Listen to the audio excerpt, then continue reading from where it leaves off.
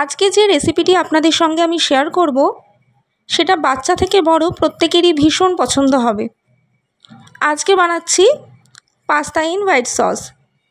একদম দোকানের মতন দারুণ টেস্টি পাস্তা কীভাবে খুব সহজভাবে আপনারা বাড়িতে বানিয়ে ফেলতে পারবেন সেই রেসিপিটি আজকে দেখে নেওয়া যাক। একটা কড়াইয়ের মধ্যে 4 কাপ পরিমাণ জল গরম করতে বসিয়ে দিচ্ছি 1 টিস্পুন নুন আর 1 টিস্পুন সাদা তেল। 1 বাটি পাস্তা নিয়েছি, আমি এখানে এইরকম স্পাইরাল পাস্তাগুলো নিয়েছি, আপনারা প্লেন নর্মাল পাস্তাও নিতে পারেন। খুব ভালো করে 7 থেকে 8 মিনিটের জন্য এটাকে ভালো করে বয়েল করে নিয়েছি।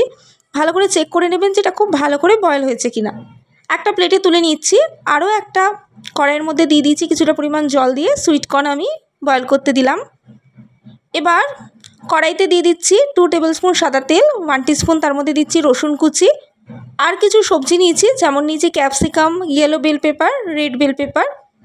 এগুলো ওই রসুন কুচিটাকে 1 মিনিট ফ্রাই করার পরে তার উপরে দিয়ে দিলাম। 2 মিনিট সময় নিয়ে মিডিয়াম ফ্লেমে খুব ভালো করে এই ক্যাপসিকামগুলোকে ফ্রাই করে নেব। খুব ভালো করে ফ্রাই হয়ে গেছে, এবার এটাকেও আমি কড়াই থেকে তুলে নিচ্ছি। এখন দিয়ে দিচ্ছি কড়াইয়ের মধ্যে বেঁচে যাওয়া তেলের মধ্যে 1 টেবিল স্পুন বাটার আর 2 টেবিল স্পুন ময়দা। ময়দাটাকে বাটারের মধ্যে খুব ভালো করে মিশিয়ে দিলে এরকম টেক্সচার এসে গেলেই দিয়ে দেবো 1 কাপ পরিমাণ গরম দুধ। খুব ভালো করে দুধের সঙ্গে এই ময়দাটাকে মিশিয়ে দিতে হবে যাতে কোনো লাম্পস না থাকে। এবার দিচ্ছি স্বাদ অনুযায়ী 1 টিস্পুন নুন আর 1 টিস্পুন চিনি। আমি এখানে একটা চিজ স্লাইস ইউজ করেছি, আপনারা চাইলে দিতেও পারেন, নাও দিতে পারেন। এবার ভেজে রাখা সমস্ত সবজিগুলো এখানে দিয়ে দিলাম। দিচ্ছি কিছুটা পরিমাণ সুইট কর্ন, আমি এটা বয়েল করে রেখেছিলাম।